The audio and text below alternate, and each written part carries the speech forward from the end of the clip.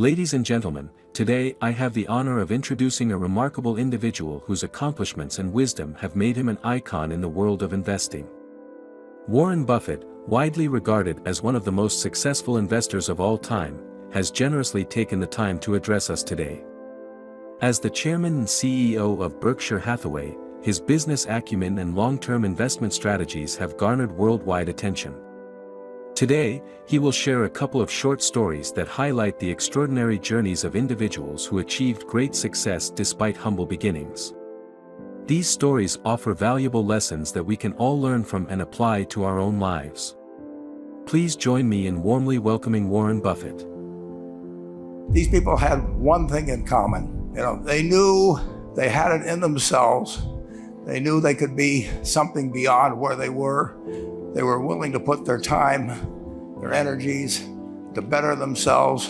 What you really could do with more skills, it's just remarkable. So I would like to just tell you a couple of short stories, and we'll draw maybe a couple of lessons from them. I would like to tell you of two women that each sold a business to Berkshire Hathaway, to me actually, for many, many, many millions of dollars. Both of them started with $2,500. By a coincidence, it was the exact same amount. It was everything they had in the world. And one of them was a woman who landed in Seattle in 1917, couldn't speak a word of English, had a tag around her neck. The tag said, Fort Dodge, Iowa. The Red Cross got her to Fort Dodge, where she was reunited with her husband who had come to the country a couple of years earlier. And she lived in Fort Dodge for 2 years. And as she put it, she felt like a dummy. She couldn't pick up the language. She couldn't learn a word. And so she and her husband decided to move to Omaha. So they came to Omaha in 1919. And there she found a small colony of Russian Jews, so she started feeling more at home. And then as her oldest daughter went to school, she would come home, this daughter, Frances, and she would teach her mother the words she'd learned in school that day.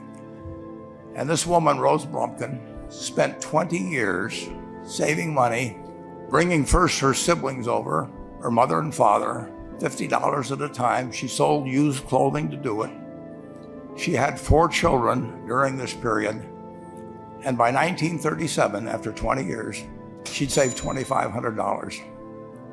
She went to Chicago and she bought what she could of furniture. Her dream had always been to open a furniture store.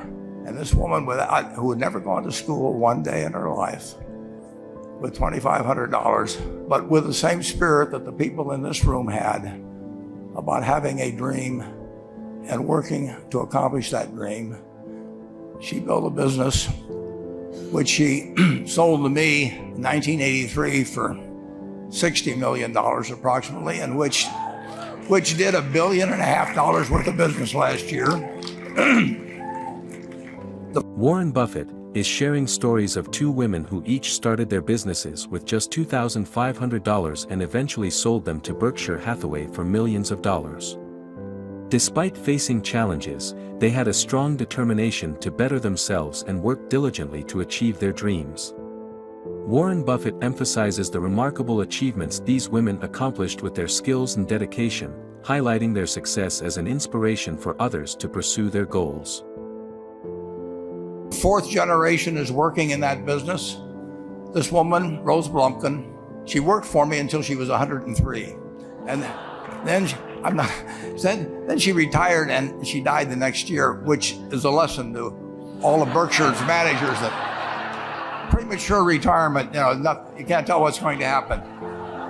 But Mrs. B, with her $2,500, one further fact about her, she could not read or write. And she went into a furniture business, and she didn't bring anything unique in furniture, but she brought a determination to succeed. She knew she could outwork anyone else. She knew she cared about her customers. She worked at very low gross margins, but she built this incredible business.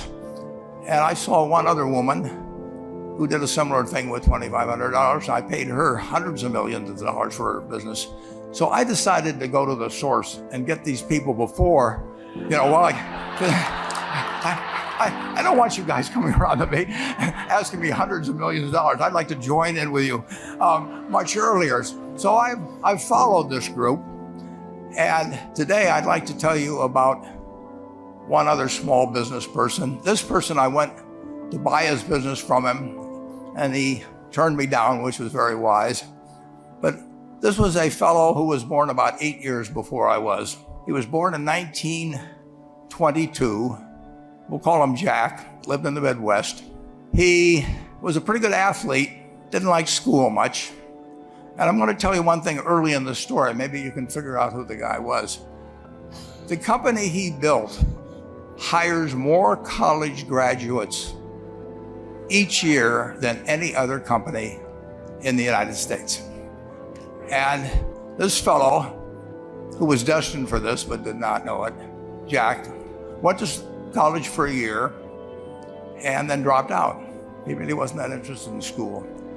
And the year he dropped out was 1941. And when the United States became under attack, he went down to the Army Air Force recruiting station, volunteered, and they turned him down because he had hay fever. So he went over to the Navy and again volunteered, and they took him. They put him on an aircraft carrier. He flew small flight airplanes during World War II, got 2 distinguished flying crosses from the Navy, and then he came back to the Midwest. So now we've got a young guy.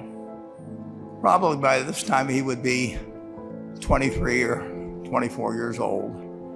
And the interesting thing is, he got back to the Midwest, and he actually kind of went from one job to another for a short period of, or not such a short period of time. And he finally became a used car salesman at a Cadillac dealership in St. Louis, Missouri. And at age 35, having moved up in the organization, the sales organization, he said to his boss, "Could I go into car leasing business with you?" The boss said, "Well, if you'll cut your salary in half and you'll come up with," it was $25,000, which he borrowed, "we can become partners in a car leasing company." So my friend Jack started at age 35 in the car leasing business. And he had 7 cars. It was pretty slow. In fact, one of the things he did was whenever the phone rang, he let it ring 3 or 4 times so people would think that he was very busy answering other phones. And of course, it was the only call he was going to get all day. So his first venture was okay, but it wasn't really going to go anyplace. And there's a lesson in this for all of us. At age 40, he decided, with 17 vehicles, 17 cars, he was going to go into competition in the rent-a-car business. So now he's taking on Hertz and Avis and National and people like that who have hundreds and hundreds of thousands of cars. And he's got 17 cars, and his cars aren't any different than theirs. I mean, he's buying them from General Motors or Ford or Chrysler. And he can't get the airport locations. Those companies have them all sold up. But he was determined that he would basically offer the customer, can't offer him a different car, but he can offer them friendlier service than they've ever seen. And so he started a company. He named it after the battleship that he'd flown from in the Pacific, which was the USS Enterprise. And he died about a year and a half ago. But when he died, his rent-a-car company, starting with those 17 cars, was worth more than Hertz and Avis and all the rest of the rental cars put together. In this segment, Warren Buffett shares the stories of 2 remarkable individuals who started with very little and built incredibly successful businesses through hard work and determination. The first woman, Rose Blumkin, overcame language barriers and illiteracy to create a thriving furniture business that she sold for millions of dollars. The second person, Jack, started a car leasing company at age 35 with just 7 cars and later ventured into the rental car business, building a company worth more than all the major rental car companies combined. Buffett emphasizes the importance of perseverance, customer service, and a strong work ethic in achieving success. These stories serve as powerful lessons for aspiring entrepreneurs. The man's name was Jack Taylor, and his son, Andy Taylor, is a good friend of mine, runs the business now. A grandchild is in the business. There'll probably be a 4th generation along the line. So this man, in the United States, he didn't invent artificial intelligence. He didn't do anything that, just like Mrs. B selling furniture, that any one of us could have entered those businesses. But he lived by the creed, basically, of delighting his customers and working with people and establishing the relationship with them so that they in turn would want to delight the customers. He couldn't go out there and take care of every rental car possibility, but he learned how to project himself and his attitude toward his fellow man and his desire, to make a friend out of every customer.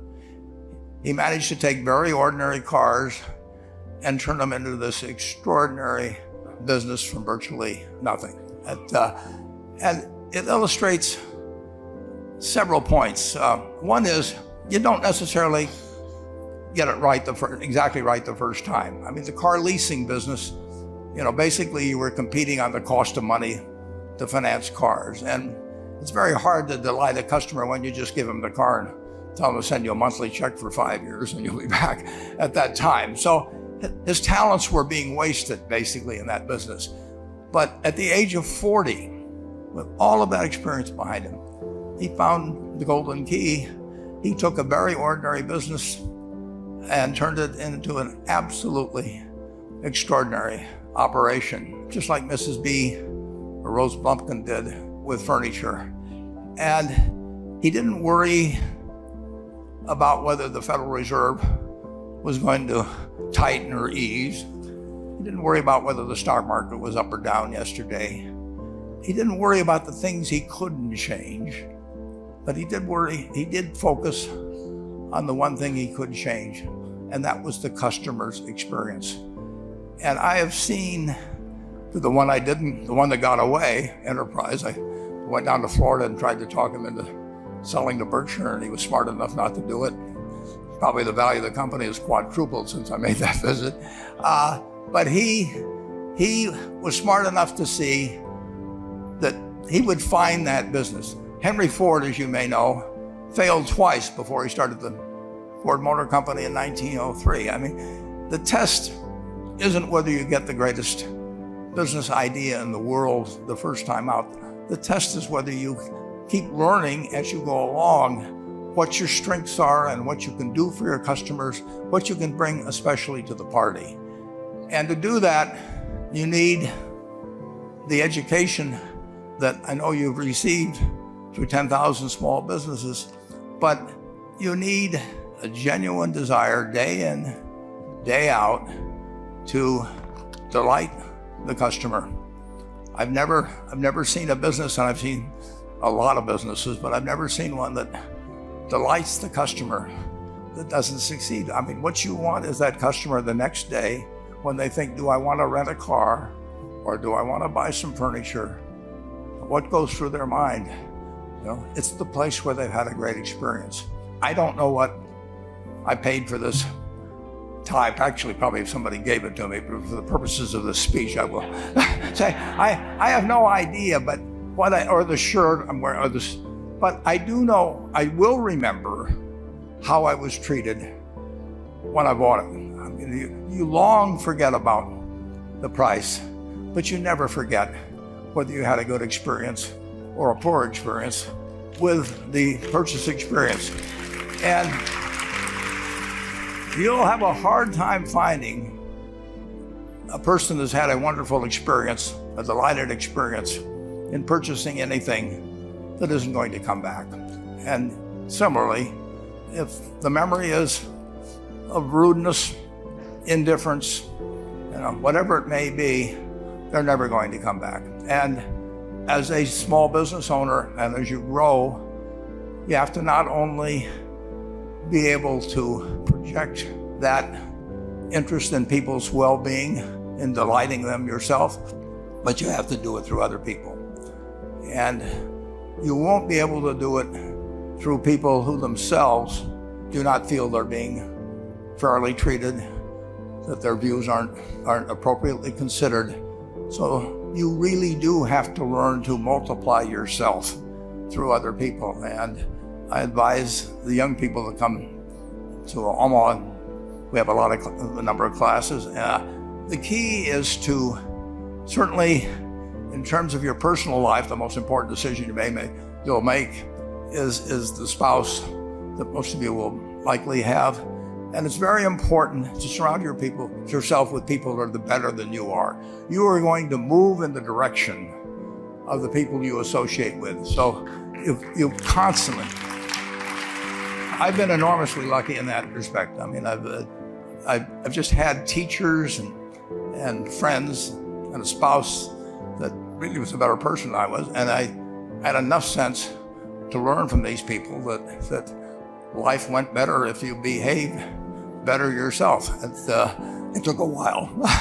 So I advise you to seek out, as your partner in business, your partner in life, whatever it may be, look for the people that actually are examples to you rather than somebody that you think you need to straighten out yourself.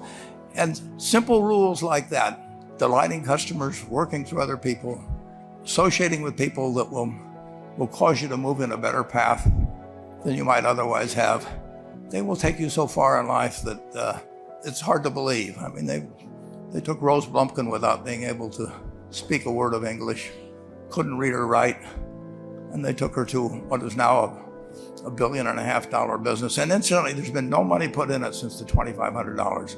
That's been the total capital paid into the Nebraska Furniture Mart. And I think if you looked at Enterprise, I don't know their books the same way, but my guess is that very little equity capital has been added to Enterprise over the years. The business built on itself.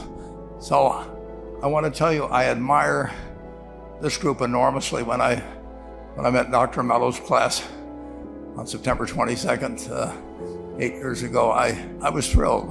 And I admire people that are doing what you have done. Working hard at your job at the same time, you took on an added, really, lot of hard work to further your skills. 99% graduate. I mean, it's a mind-blowing statistic. And I'm looking at 2,200 people here who I admire. I'm cheering for you, and I can tell you the best is yet to come. Thank you. In conclusion, Warren Buffett's stories have provided us with powerful insights and inspiration. The experiences of Mrs. B and Jack Taylor demonstrate the transformative potential that lies within each of us, regardless of our starting point. They remind us that determination, hard work, and a genuine focus on delighting customers can lead to extraordinary success. As we navigate our own paths, let us remember the importance of learning from our failures, surrounding ourselves with people who inspire us, and continuously striving to improve ourselves and our businesses.